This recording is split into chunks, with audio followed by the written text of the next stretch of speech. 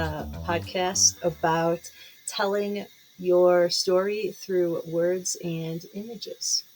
My name is Alicia Disantis. I am the founder of 38th and KIP Design and Marketing. And my co host, is Shaun Bernstein. Hi, everyone. Shaun Bernstein from the Right Stuff Agency, making your business sound as good as Alicia makes it look. thanks for sitting with me again, Shaun. This is our third video podcast. So we've made it to lucky number 3. Looks like we've made it. We made it. Today's episode is on technology. And I'm really excited about this one because I think there's a lot of different ways we can talk about this and how pervasive technology really is in everyone's life, regardless of B2B, B2C, what type of consumer you are. There's a level of technology that plays into every interaction we have with every different type of business. So I'm eager to talk about some of the nuances of it and how we can make something that's, as an organization that's heavy in technology, make it more human and more empathetic and offer ways to connect with your audience. I'm really intrigued to see what our guest has to say because it's a tough one for me, and it's one that I've struggled with in the work that I do. Tech, and I'll be frank when we talk to John, tech is one of those areas where I've had some challenges because tech usually plays, and I hate to stereotype, but from my experience, tech plays at a very high level generally, and really, Right. talks in a lot of what I would dub as inside baseball, and speaks at this sort of very high level in its own language, its own lingo.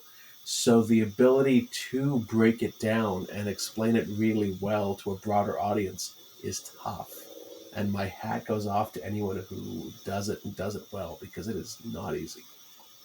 Yeah, exactly. It's one of the biggest challenges I have with my technology leaning brand strategy clients is to help them understand exactly what is it do you do, because so often there's a laser focus on feature function and they want to talk about SEO and data analytics and all these terms that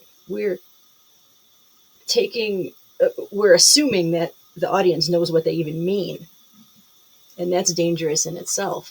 But to try to understand, okay, there's all these different technology offerings that you have, and you're filling a gap in the space.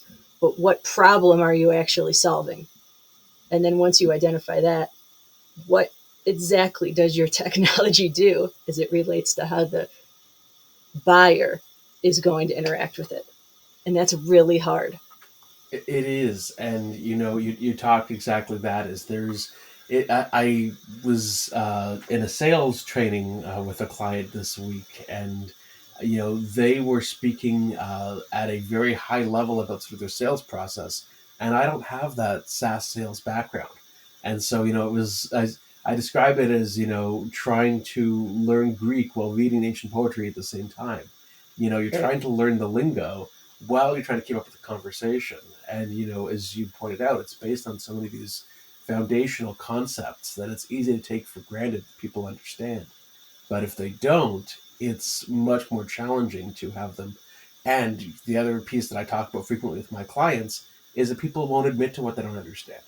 They're shy about Exactly. it. And so, Exactly. they might just sort of smile and nod, and you'll never realize that they don't have a clue what you're talking about. But if they don't have that basic language down, they're not going to even be able to process the higher level conversation. Exactly. And when someone doesn't feel like they understand, that's not exactly a feeling of buyer enablement. They don't really want to like do more with you or engage. I mean, that feeling of like, I feel like I should know this, but I don't, is not a feeling you want your audience to have at any point in your marketing funnel. No, it's not a warm feeling. And if they are buying because of need, they're often uncomfortable and they're a little intimidated. And so, Exactly. they might be willing to buy, but they're still not engaging fully. They're not fully understanding, the use cases for your product. they're not going to seek the full benefits because they're just missing that piece. And if you don't know to look for what's missing, you're not going to find it. Exactly. Exactly.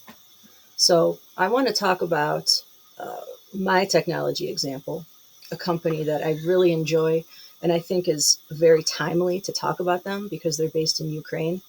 And they've actually been on my mind a lot more than they probably think their users would have them on their mind. But I do hope that the people who work there are okay. And that company is called Stripo. And have you heard of them? I have not. No, I'm intrigued. Tell me more. So they make a application online where you can design emails without having to do any coding. Hmm. And for someone who isn't a coder but is a designer, the idea of being able to make a beautiful email that will transfer seamlessly into my marketing automation software without any coding, just a little export button, is the most beautiful thing. The discovery of Stripo has been one of the biggest time savers I've had in the past few years. I'll have to check them out. That's so cool. It's a Yeah, fee. Is it a fee per email? How do they I think it's build it? like $12 a month or something It's nothing. minuscule. And they connect, you can download the HTML, you can download in a PDF form, you can archive Wow. it, and you can add buttons, images, video integration. Um, it's a game changer for people that aren't heavy into development and have time to code an email in JavaScript or CSS or whatever. And That's very, very cool.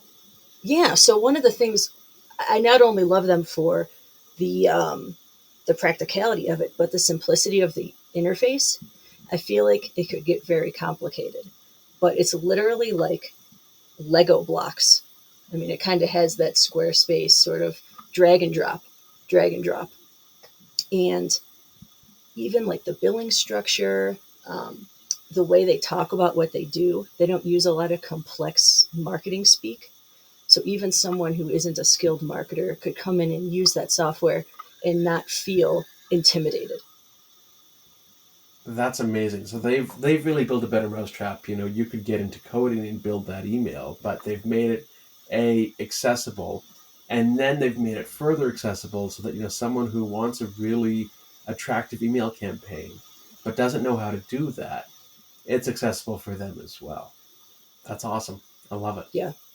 So that's my example. So my example is interesting, and we talk about fintech a little bit in this episode, and it's something that is a real struggle for not only those who don't understand technology, but those who don't understand money, and sort of the combination of the two, and how fintech has worked to make both more accessible is amazing. So for me, I think of those robo advisors, and being a good Canadian boy and a good Toronto boy, I think of Wealthsimple, which is very much a homegrown product. The fellow who started it is about my age. I think I'm the only one of my friends who doesn't know him. And he just had this brilliant idea and has made investing so easily accessible from your phone. And from, he's meeting you exactly where you're at, and created a product that is able to do wonders in a way that has a very easy to use interface and explains things very simply. It seems to be nothing but beneficial. I have little tech background and little financial background, if we want to speak frankly, and was not really investing prior to getting on Wealthsimple. And it's the greatest thing that I've done because I've been able to actually broaden my uh, investments and set myself up a little bit to start towards a retirement that I wouldn't have really thought much about previously, if we're being honest. And it's made that so accessible that it's all at the a 2-click radius. I give them No full credit for kidding. that. Is it available to Americans? I believe so. I think Wealthsimple's in the States. It's a mammoth corporation, so I'm pretty sure they're fully American accessible. I got to check that out because if there's one thing that I get stressed out about, it's money and investments. Yep. Like what we talked about a few minutes ago, that's how I feel about investments. It's So like, they've made that accessible to, yeah, they have $15 billion in assets under management, and they have made it accessible to a much, much, much broader audience for our generation that, didn't grow up on, as much financial literacy. And, even if we grew up with some comfort, we just didn't really think about how to obtain that for ourselves. And now in our right, 30s, we're paying the price. exactly. I'd be curious to take a look at some of their marketing and see like how they talk about themselves in a way that's relatable and um, welcoming in an industry that is historically exceedingly non-welcoming. I mean, investments. That's exactly the point. Is in an industry that is designed historically. You think back to any '80s movie in Wall Street, and that image of suits and skyscrapers. In an industry that was traditionally designed to kind of shut the common man, so to speak, or the little guy. I hate that I'm using gender terms, but to shut the small player out. They've worked really hard to bring them in. And it's a remarkable shift. I'm so happy because I would have been one that was shut out, even though I am a professional and I've had a career. My lack of knowledge would have kept me out of that space previously, and now that's not really a barrier to entry. So I'm grateful for it. Right on. Well, I'll check them out and you check Strapo out. I think we both learned something. That's the way this podcast works, my friend. That's what we're all about. Awesome. So, in that case, we'll go ahead and transition over and bring in our guests. All right. Welcome back. We would like to introduce our guest on our technology segment today, John San Filippo. He is the co-founder of Finopotamus, financial technology publication. Welcome, John. Thank you. Glad to be here. Right on. I'll give you a little bit of background on him. His bio is exceedingly robust here, so I'm impressed reading this, and I'm not easily impressed by this. John was the marketing director for Scimitar. Those of you who are not in the credit union space, that is a credit union core platform for 16 years.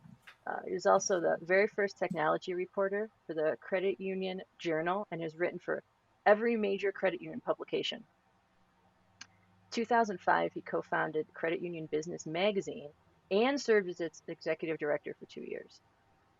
He, let's see, editor of Computer Edge magazine, authored a number of mass market computer books, including 2 For Dummies books, which I think is absolutely awesome. John, which books were those? The two you probably never heard of. I co-authored Page Mill 2 for Dummies. I don't know if anybody remembers Page Mill. And even more obscure, I authored on my own NetObjects Fusion 3 for Dummies. Whoa. It's another I think I design missed that one. I platform feel that badly. has faded away. NetObjects Fusion 3? 3, yeah. I think the last time I checked, they were on like 11, and that was probably like 6 years ago. So that can give you a Sounds like time something frame. out of Terminator or something. It's actually a pretty cool platform. They just didn't do a good job of promoting it, Right on. So despite my you're the best efforts. despite your best efforts. So you're co-founder of Finopotamus with Right? industry veterans W.B. King and Roy Urico Eurico in Yes. 2020. Yep. You can find John at finopotamus.com. That is FINOPOTMA.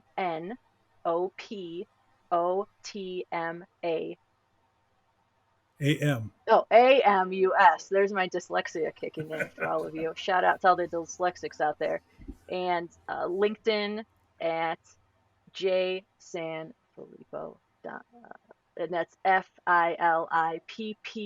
Yep. 1L, 2 Ps. Right on. That's where most people blow it. Well, I already blew it at Finopotamus, so it's going to be Don't somewhere. sweat it. Don't ask me to read anything. I'm even worse with numbers, to be honest. I'm really bad with numbers. I mix them up all the time. I don't know how I was a banker before I went into marketing. That's kind of terrifying. So let's go ahead and get started. So, John, I want to talk about Finopotamus. They're relatively new in the media space. Why did you launch this organization? Well, it was kind of a perfect storm kind of thing because um, WB, Roy, and I have all been in this industry for decades. I've known both of them for over 15 years. And kind of individually, we all realized that technology reporting for credit unions had just gotten worse and worse and worse to the point where it's almost non-existent now. And then around April of 2020, it just so happened that all three of us had some time on our hands, probably not in small part due to Mm-hmm. COVID. So we got together on the phone and said, "Hey, you want to give this a try?" And I said, "Yeah, let's just give it a go and see what happens." And so far, the market acceptance has been really gratifying. It really validated our original premise that credit unions needed their own voice in technology. Well, yeah, because they're so different than banks. I mean, they're really different from Yeah, sort of, they're lumped into it. our premise is that all the other publications approach it as we're going to write for community banks and credit unions. You can tag along if you want. Three of us think credit unions are pretty special, so our premise is we're going to write for credit unions and community banks. If you want to tag along, you can. Right. I like that. Right on. So, John, let me ask you. You've been in your career for a while now, and you've got some expertise. What has surprised you the most about this venture? What's happened in the past years that you didn't expect? Um, well, I didn't really know what to expect as far as how people would react, especially how they would react to our branding. Because the one thing I knew when we started this is I did not want to be see you fill in the blank because everybody Exactly. see you this and see you that, and there's not necessarily anything wrong with that. But I wanted to be something that people would remember and would be different.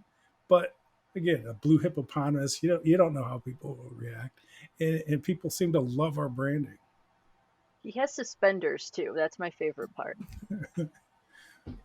A hippo after my own heart. But John, that's the thing I love about it, and that's why I wanted you on the show because I feel like you've carved out a space that's a lot more authentic than a lot of others. I feel like if you're going to be in technology, you have to have this background with the zeros and ones, and there's a subtle gradient, and there's some guy holding a orb with some computer stuff. It's like the Right. same crap, the same like five stock photos that every Yep. single person uses. Right. I agree with that. We are definitely not that. And if you look at our website, it looks more like a blog. It reads like a magazine, but it looks like a blog. In fact, a lot of times we'll call it a blogazine because it's kind of Mhm. half and half. Right, right, And we want it to have that kind of down to earth look in kind of a grassroots feel. right. Exactly. And that's something we talked about before you came on a few minutes ago was about intimidation and how so many companies and individuals involved in technology uh, they don't think about how intimidating it can be Mm-hmm. to someone who's not in that space. And I I think agree. you've done a really good job with that. I mean, a Yeah, if hippo you're with suspenders, yeah, if you're not intimidated by intimidating. that, you've got issues. Exactly. So I want to expand that even more and ask what are some other common problems you see that companies make when talking about their technology or other technology?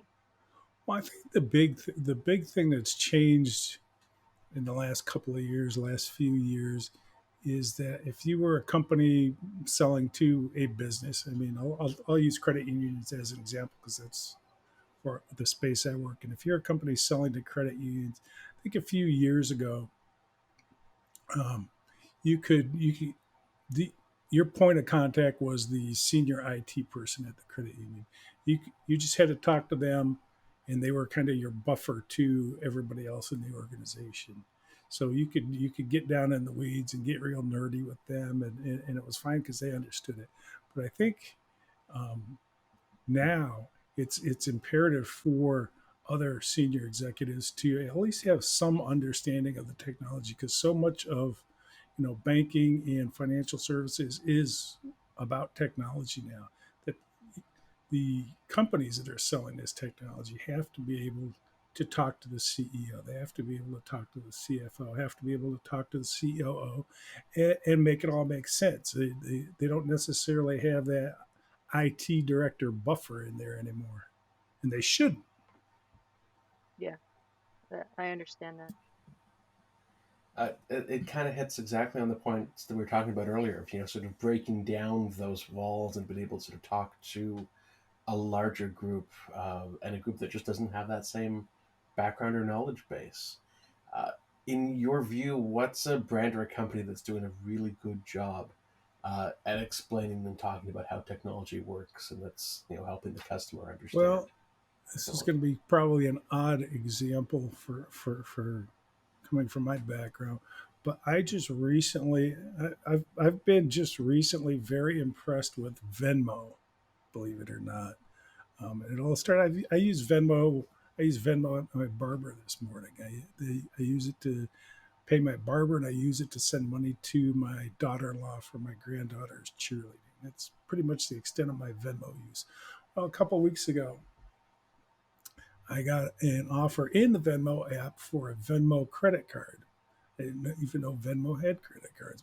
Well, let's see. Just out of curiosity, I wanted to see how it worked, because I mean that's a big thing. Is how amongst credit unions is how difficult or easy they're making it to apply online for loans and credit cards and stuff. So I wanted, just a point of reference out there in the real world. So I applied for my Venmo credit card, and I kid you not, I had applied, was approved, and had a digital card provisioned in under 5 minutes. It was like my mind was blown. I mean Wow. that's the way to use technology for and truly make it frictionless. I could have, 5 minutes later, I could have logged on to Amazon and spent some money off of that card. Wow. Wow. That's incredible. I use Venmo all the time. I actually just got it's on my gigantic to-do list uh, to sign up for their business account Well, and because I then really, that made me more interested in my Venmo app. So I started looking around, and they've also got a feature that I didn't realize where you can buy, I think, 5 or 6 different types of cryptocurrency through Venmo using your and funding it with Venmo. And apparently they're custodians of that purchase. I haven't done it yet because it seems like Bitcoin keeps going so I'm kind of waiting for it to bottom out. But it'll be an easy way to try that out. right. Well, speaking of Bitcoin, which I'm terrified of it. No matter how hard I try, I have some. I have like $100 worth. I was like, shouldn't I be a Well, millionaire by now? Didn't they everyone say like buy well, $10 in Bitcoin? And you want to hear a horror story about, I don't know, I want to say 12 years ago at least. It was a long time ago.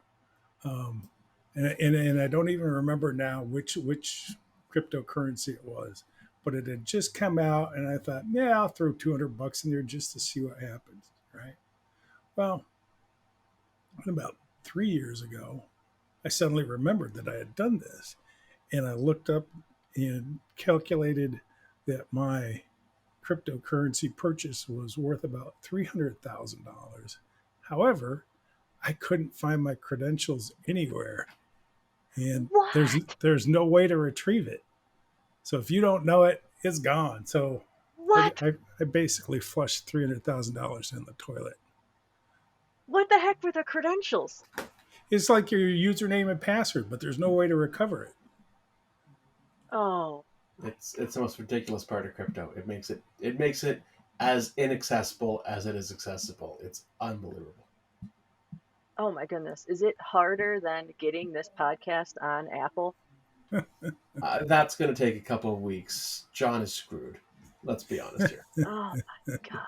Oh, John, I am just, And I'll oh, tell you, I've had cryptocurrency explained to me by experts a number of times, and to be honest with you, I still don't completely get it. And the right. part that I really don't get is the fact that you can quote unquote mine for bitcoins, which means basically you're printing your own money. And I don't understand how that's a legitimate thing to do in any financial system, make your own money. You're talking to the wrong people. It's a hard one to grasp. Also, in full disclosure, Venmo's not in Canada. So for our Oh no! handful of Canadian listeners, there's no Venmo up here. We know what Oh, it really? is. We're a little jealous, but yeah, it's not up here yet. I I'll say, wonder if but it's it's not. coming.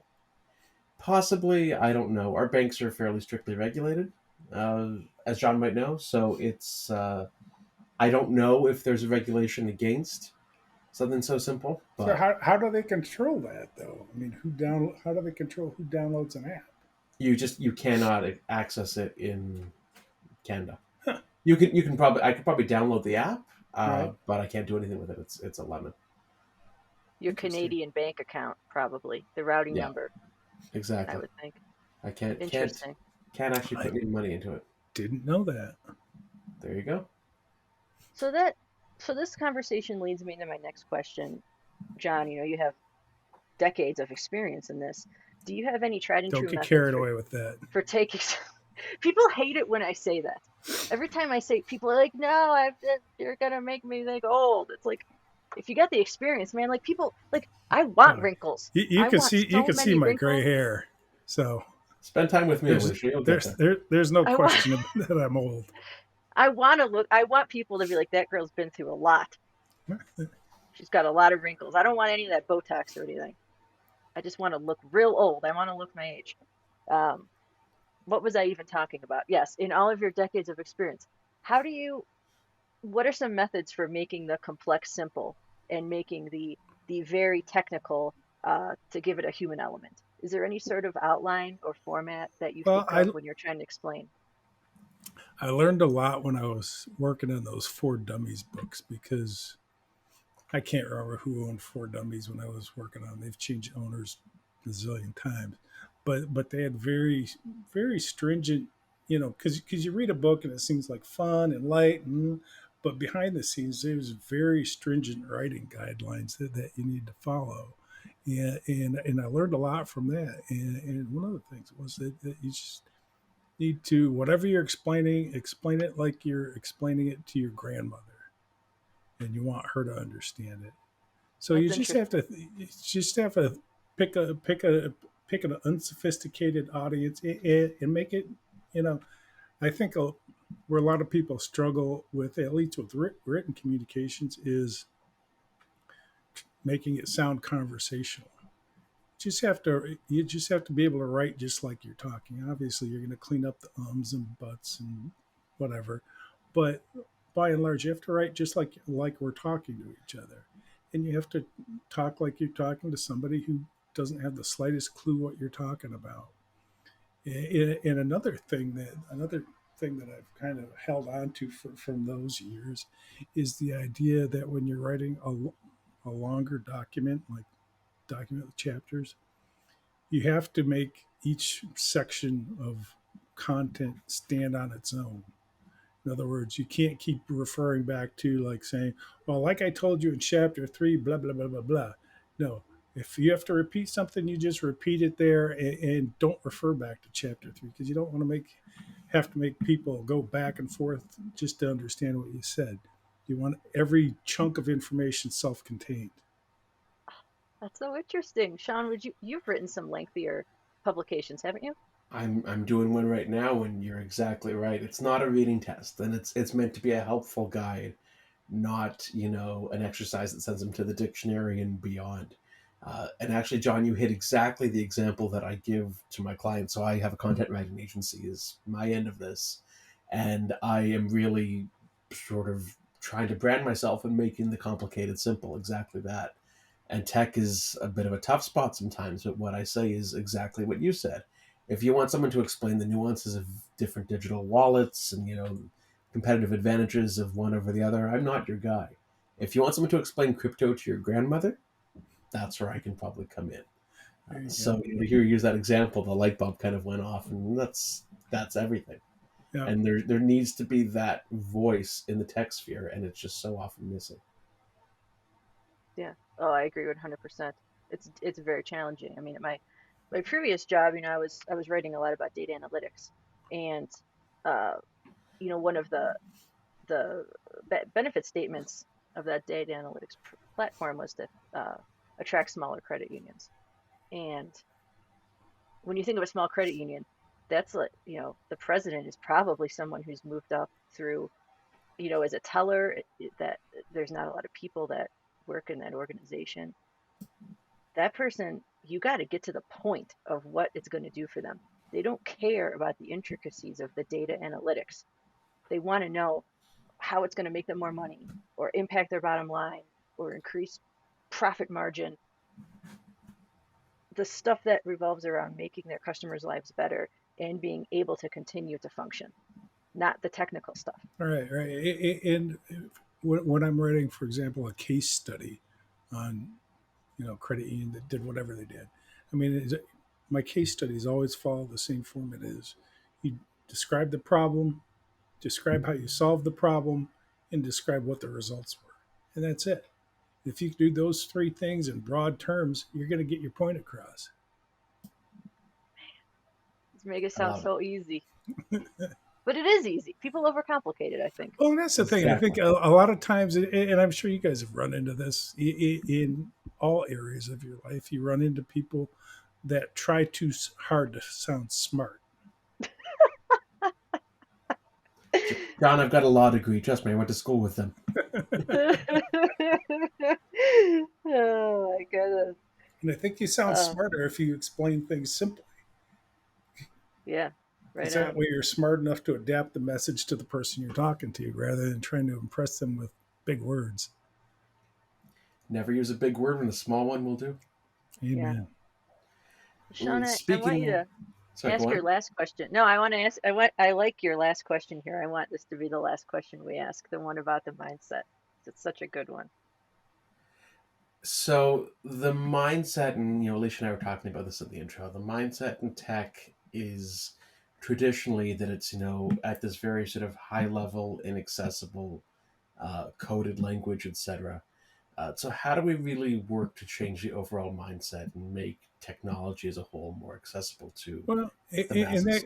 that I think that kind of points back to what I was saying earlier about the need for the C-level people that aren't tech people to want to know this stuff. I think that's where the change needs to start.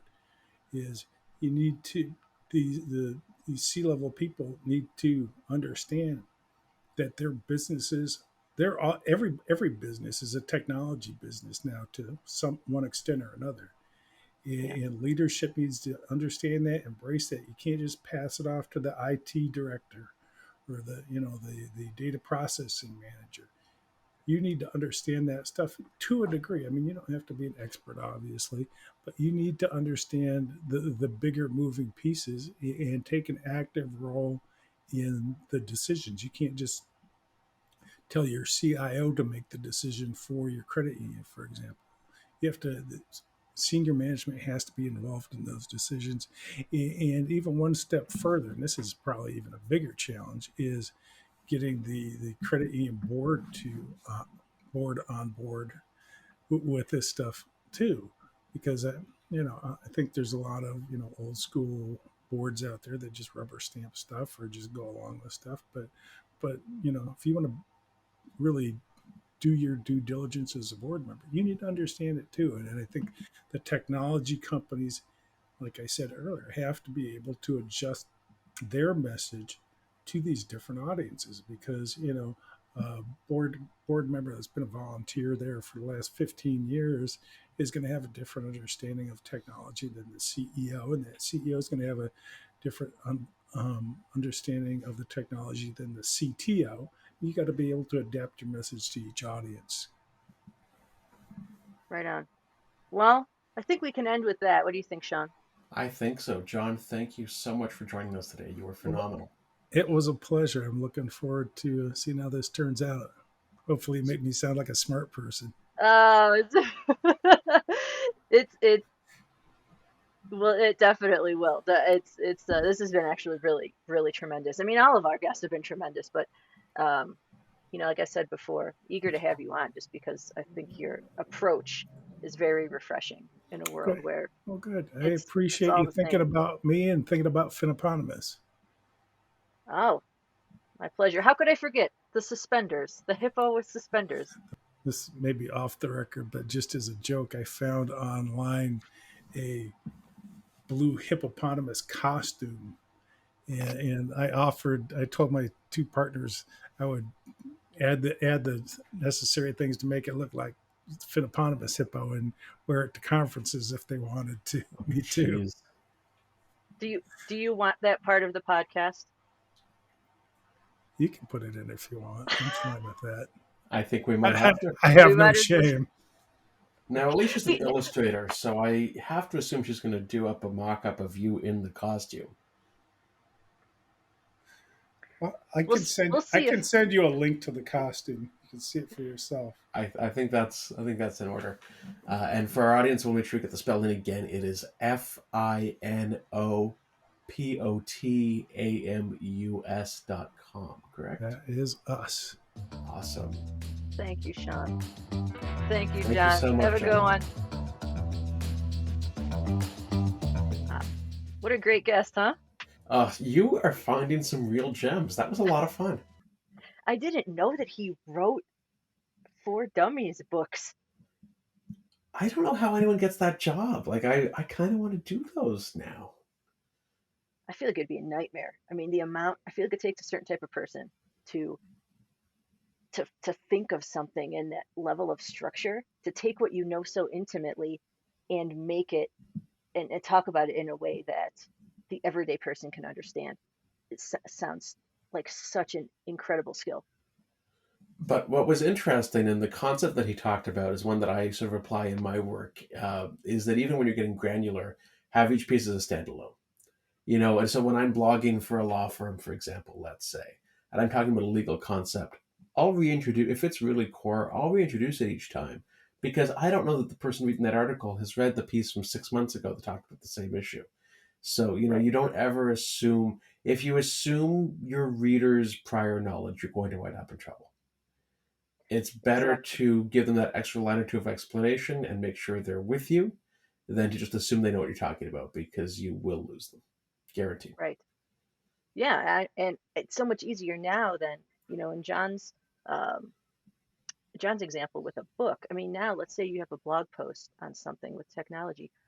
All you have to do is have a brief intro about it and then link out to other pieces of content that explain it.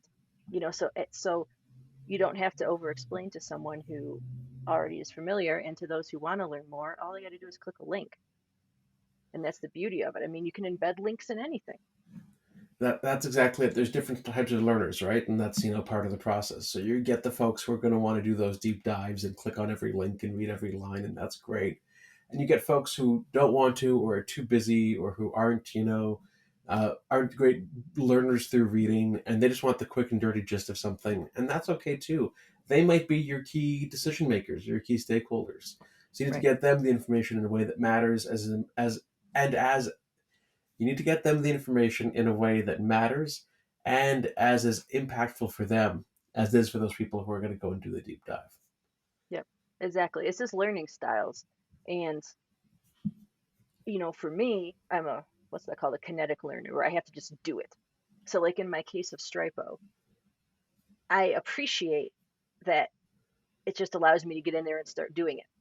I mean, there's been other marketing platforms where I literally have to take like 8 hours of courses just to learn how to send an email. Oof. And I'm not exaggerating. And some people appreciate that. Some people want to have all of that information before they even click a single button. Other people, like me, have to get in there and start doing it. And that's the only way you can learn. The other point that he brought up that I'll make, because I make it with my clients a lot, is that, there's this misconception when you're dealing with complicated topics and you're dealing with a really smart audience that you have to use big words to impress them because they're going to be so underwhelmed by, a plain spoken language. And that is Right. so not true. Why? Smart people are busy. They're really, really busy. And so they might be reading while they're super distracted. They have, email inbox going off. They've got 2 phones or 3 on the go sometime, all of which are buzzing. They've got people at their door while they're trying to read your piece. There's so much going on in their lives. They are not going to judge you or scorn you for making something really simple and quick and accessible. In fact, it's the opposite. You're making it far more accessible for them. So, yes, there is room for high level discourse, but it really usually isn't that public facing, especially that public facing marketing material. Right. Exactly. And I would tell my clients, I would tell anyone that if you're working on some component of marketing or branding that you feel is technical, don't be afraid to ask people that aren't involved to look at it and see if it makes sense to them. Because truly, getting out of that bubble is nearly impossible when it comes to something that's very close to you. And utilize, like he said, write it for your grandmother. Utilize your people in your network that don't know what the hell it's about and see if it makes sense to them. For sure. For sure. Excellent. Excellent episode. I'm so happy we did this. Thank you, Alicia. Thank you, Shaun. Until next time, my name is Alicia Disantis. I am founder of 38th and KIP Design and Marketing, bringing effective and affordable marketing and design solutions to you. And you can find me at 38thandkip.com. You can find me on LinkedIn at Alicia Disantis Design. That's Disantis. You can find me on Instagram at 38 and kip _design. And you can email me if you want to email me, good old fashioned way, at Alicia at 38andkip.com. Fantastic. I'm Shaun Bernstein of The Right Stuff Agency. That's WRITE stuff. And I'm everywhere as The Right Stuff Agency. So it's therightstuff.agency is my website. Don't need that .com anymore. It's .agency. You can find me on Instagram at The Right Stuff Agency, Facebook at The Right Stuff Agency, TikTok, if you're much cooler than I am, at The Right Stuff Agency. I don't use it that often, so don't go looking for the TikTok. You can email me, Shaun at The Right Stuff Agency. I probably have a fax number somewhere, and if you're going to send a carrier pigeon, just send him up north to Canada, and he'll find his way to me. Make sure you leave out some good, yummy seed for him because he'll be tired. Aw, I have a big backyard. He's got a place to rest. I love pigeons. All right, don't get me started on pigeons. Thanks everyone for listening and watching, and we'll see you soon. Have a great one. Bye.